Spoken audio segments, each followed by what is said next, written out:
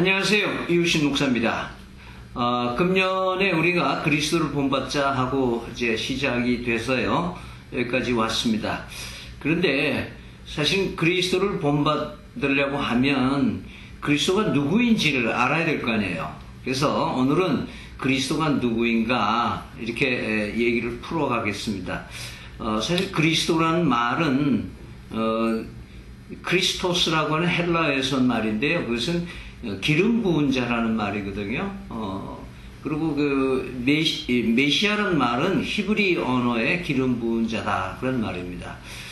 그러니까 이 그리스도라는 말을 가진 분은, 이런 타이틀을 가지신 분은 예수님 한 분밖에 없음을 역사에서 드러내고 있죠.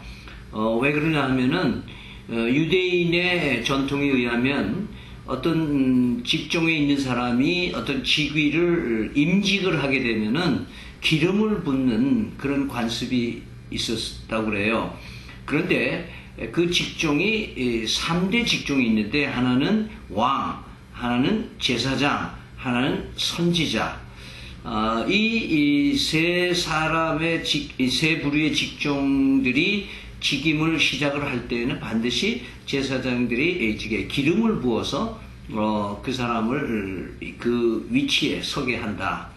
그래서 예수님을 그리스도라고 칭할 때는 이 세 가지의 직종, 왕으로서의 그리스도, 또 제사장으로서의 그리스도, 선지자로서의 그리스도를 한 몸에 지니신, 마치 삼권을 한 몸에 지니신, 이것은 누구를 얘기하느냐 하면 하나님을 얘기를 하는 거거든요. 그래서 이 그리스도라는 말에 사실은 처음 사용하기 시작한 거는요, 마태복음 16장 16절에 보면은 예수님께서 제자들에게 야 너희들이 나를 누구라고 하느냐 이렇게 얘기를 하니까 베드로가 주는 그리스도시요 살아계신 하나님의 아드님이십니다 이렇게 고백을 합니다.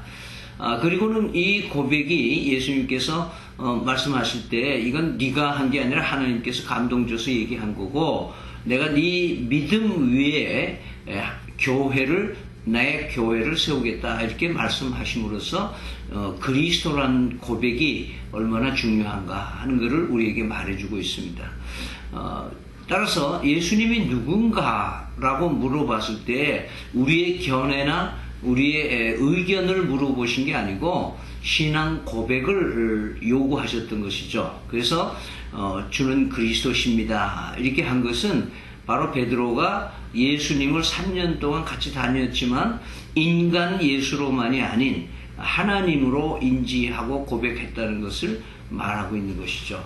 그래서 예수님을 그리스도라고 고백할 때에 비로소 우리는 예수님의 온전한 모습을 본받기 시작하고 닮아갈 수 있는 힘이 성령 하나님으로부터 공급받게 된다. 그래서 예수님이 누구냐를 아는 것이 지식의 근본이라고 얘기하는 이유도, 바울 사도가 내가 이 세상에서 제일 고상한 것이 뭐냐? 나는 예수님을 아는 거다 이렇게 얘기를 한 것처럼, 우리가 예수님을 본받으려면 예수님이 누군지를 알아야 되는데, 예수님을 누군지를 아는 것은 예수님을 내 구세주, 나의 정말 나를 하나님께로 인도하시는 길이고 진리고 생명이 되시는 분임을 신앙으로 고백할 때에 비로소 우리는 예수님을 닮아가는 시동이 걸린다고 볼 수 있습니다. 이 시간 우리 모든 동서인들이 이제는 예수 그리스도를 피상적으로 알지 말고 예수 그리스도를 구주로 믿는 믿음을 가지고 예수 그리스도의 온전한 모습을 우리도 온전히 본받아서 세계에 영향력을 끼치는 인물들이 다 될 수 있도록 우리 힘차게 새 학기를 믿음으로 출발하기를 기원드립니다. 기도하겠습니다. 사랑의 하나님, 우리 모두가 예수님이 그리스도이심을 믿을 수 있도록 도와주시옵소서. 그리고 그 믿음으로 예수 그리스도를 본받는 우리가 되게 하여 주시옵소서. 예수 그리스도의 이름으로 기도드립니다. 아멘.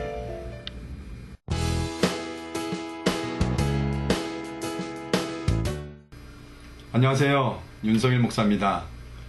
세상의 아름다운 감동을 전해준 크리스천들을 소개하는 시간입니다. 전 세계 미식축구 팬들을 열광시키며 어떤 상황에서도 하나님을 자랑한 사람이 있습니다. 그 사람이 바로 팀 티보우입니다.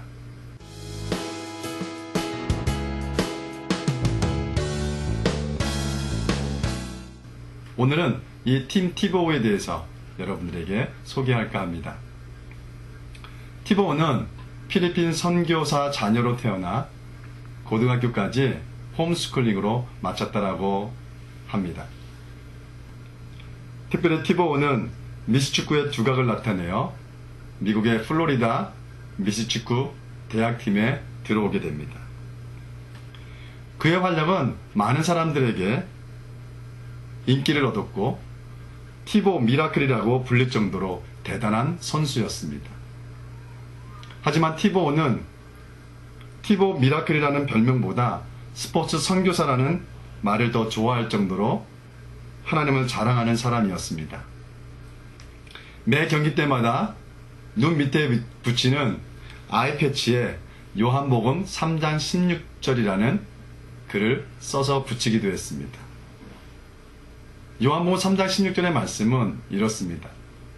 하나님이 세상을 이처럼 사랑하사 독생자를 주셨으니 이는 저를 믿는 자마다 멸망치 않고 영생을 얻게 하려 하심이라 라는 말씀이었습니다. 그가 2008년도 플로리다 대학 미식축구팀에서 큰 활약으로 우승을 하게 됩니다. 그러자 많은 언론과 팬들이 팀 티보우를 주목했습니다. 그리고 한 기자가 티보우에게 이런 질문을 합니다. 왜 아이패치에 요한복음 3장 16절을 기록했습니까? 그때 티보우가 이렇게 대답을 했다고 합니다. 당신이 사랑하는 아내에게 단 한 번이 아닌 기회가 주어질 때마다 사랑합니다라고 말하는 것처럼 저도 기회가 있을 때마다 주님께 사랑을 고백하며 그분을 자랑하는 것입니다. 이러한 그의 신앙과 그의 삶에 대해 사람들의 호기심은 점점 커져갔습니다. 그리고 티보우는 프로팀에 입단하게 되었습니다. 하지만 프로에서는 아이패치에 문구를 기록할 수 없는 금기사항이 있었습니다. 그래서 많은 기자들이 그 아이패치에 요한복음 3장 16절이라는 글귀를 쓸 수 없었기 때문에 그가 더 이상 프로에서는 큰 활약을 할 수 없을 거라고 비아냥거렸습니다. 하지만 티보우는 그 프로 입단에서 최선을 다해서 티보 미라클이라는 그 별명대로 자신의 역할을 잘 해내게 됩니다. 그리고 티보우는 금지된 아이패치 대신에 무릎 꿇고 하나님께 감사를 드렸다라고 이야기합니다. 그에 대한 사람들의 관심과 호기심은 점점 더 큰 열풍으로 바뀌었고 기도하는 그의 모습에 따라 티보잉이라는 신조어를 탄생시켰습니다. 그리고 미국 전역에는 티보잉 열풍을 일으켰습니다.